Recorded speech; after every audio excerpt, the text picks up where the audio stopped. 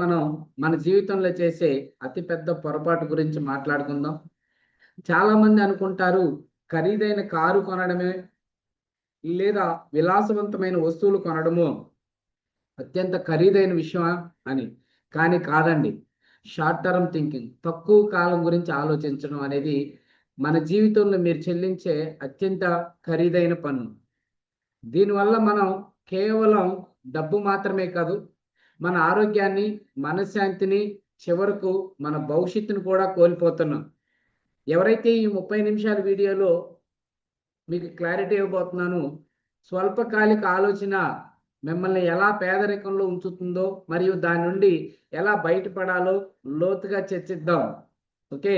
మన పూర్వీకులు అడవుల్లో ఉన్నప్పుడు రేపటి గురించి ఆలోచించే టైం ఉండేది కాదండి. అప్పుడు వాళ్ళ ఆలోచన ఏంది? ఇప్పుడు దొరికిన ఆహారం ఇప్పుడే తినాలి అనేది మాత్రమే వారి సూత్రం అండి. దీన్నే ఇన్‌స్టంట్ గ్రాటిఫికేషన్ అంటారండి. అంటే మన మెదడులో లింబిక్ సిస్టమ్ అని ఒకటి ఉంటది.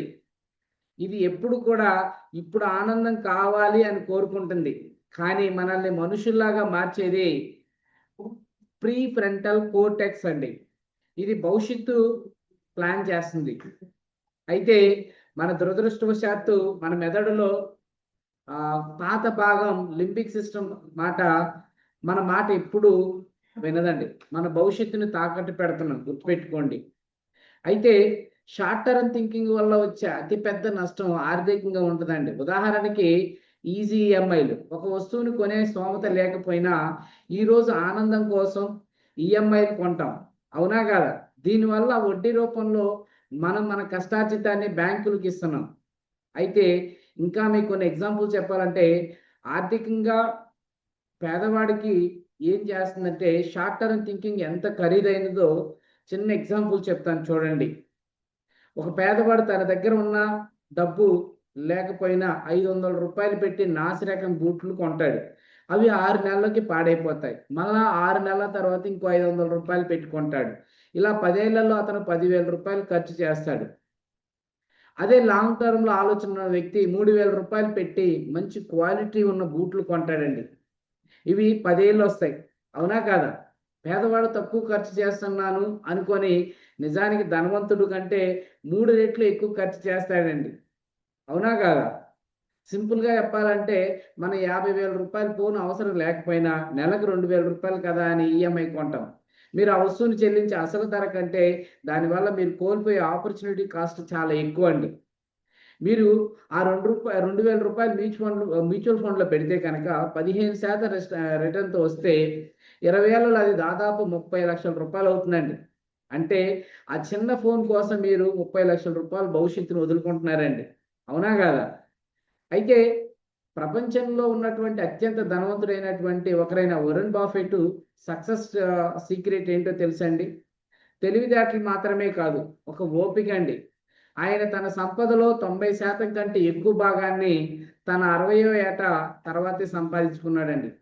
ఎందుకంటే ఆయనకి కాంపౌండింగ్ ఇంట్రెస్ట్ మీద బాగా నమ్మకం అండి. ఆయన ఎప్పుడు షార్ట్ టర్మ్ లాభాల కోసం షేర్‌ని అసలు అమ్మలేదండి. నేను ఒక స్టాక్‌ని 10 ఏళ్ల పాటు ఉంచుకోలేనప్పుడు దాన్ని 10 నిమిషాలు కూడా ఉంచుకోవడం అసలు ఇష్టపడడండి ఆయన. ఆ మాటే ఆయన అన్నాడు. గుర్తుపెట్టుకోండి. ఇంకా చెప్పాలంటే మన జపాన్ తీసుకుంటే కనుక వాళ్ళ టార్గెట్ ఏంటి? రెండో ప్రపంచ యుద్ధం తర్వాత జపాన్ మరియు ప్రస్తుత జపాను బుల్లెట్ ట్రైన్స్ వరకు కూడా దేశాల పరంగా చూస్తే జపాన్ ఒక అద్భుతమైన ఉదాహరణ అండి. రెండో ప్రపంచ యుద్ధం తర్వాత జపాన్ పూర్తిగా నాశనమైందండి. కానీ వారు షార్ట్ టర్మ్ రిలీఫ్ కోసం చూడలేదు. వారి విద్య మరియు టెక్నాలజీ మరియు ఇన్‌ఫ్రాస్ట్రక్చర్ మీద 30 ఏళ్ల విజయంలో పనిచేశారండి. ఈరోజు ఈ లాంగ్ టర్మ్ థింకింగ్ వల్లే జపాన్ ఒక గ్లోబల్ లీడర్ అయింది. అవునా కాదా? షార్ట్ టర్మ్ థింకింగ్ వల్ల కంపెనీలు ఎలా పతనం అవుతాయో చూడండి. సింపుల్ ఎగ్జాంపుల్ చెప్తాను. డిజిటల్ కెమెరాని కనిపెట్టింది కొటెక్కోలే. కానీ అది మార్కెట్‌లోకి వస్తే తమ ఫిల్మ్ రోల్స్ అమ్మకాలు పడిపోతాయని భయపడ్డారు. షార్ట్ టర్మ్ లాభాల కోసం డిజిటల్ రివల్యూషన్ ఆపారు. చివరికి ఏమైంది? ఆ కంపెనీనే కనుమరుగైపోయింది. ఇంకో ఎగ్జాంపుల్ చూస్తే కనుక నోకియా. స్మార్ట్ ఫోన్ ట్రెండ్ తక్కువ అంచనా ఏసి తమ పాత డిజైన్ మీద ఉన్న లాభాలనే నమ్ముకున్నారండి. భవిష్యత్తుని చూడలేకపోయారు. అవునా కాదా? సో ఫైనల్గా మీరు కూడా ఈ ఖరీదైన అలవాటు నుండి బయటపడాలంటే ఇవి పాటించండి. ఏదైనా కొనాలనుకున్నప్పుడు 48 గంటలు ఆగండి. అప్పటికైనా కూడా అది అవసరం అనిపిస్తేనే మళ్ళా కొనుక్కోండి. ఓన్లీ స్కిల్స్ మీద పెట్టండి. ఈరోజు ఒక కోర్స్ నేర్చుకోవడానికి 5,000 రూపాయలు ఖర్చు చేయడం భారంగా అనిపించవచ్చు. కానీ ఆ స్కిల్స్ మీకు జీవితంలో లక్షల సంపాదన తెచ్చిపెడుతుందండి. అవునా కదా? ఈ నిర్ణయం వల్ల 10 ఏళ్ల తర్వాత నా పరిస్థితి ఏంటి అని ప్రతిరోజు ప్రశ్నించండి. రేపు అనేది ఎప్పుడొస్తుంది? కానీ అది మీకోసం ఒక వరంలా రావాలి.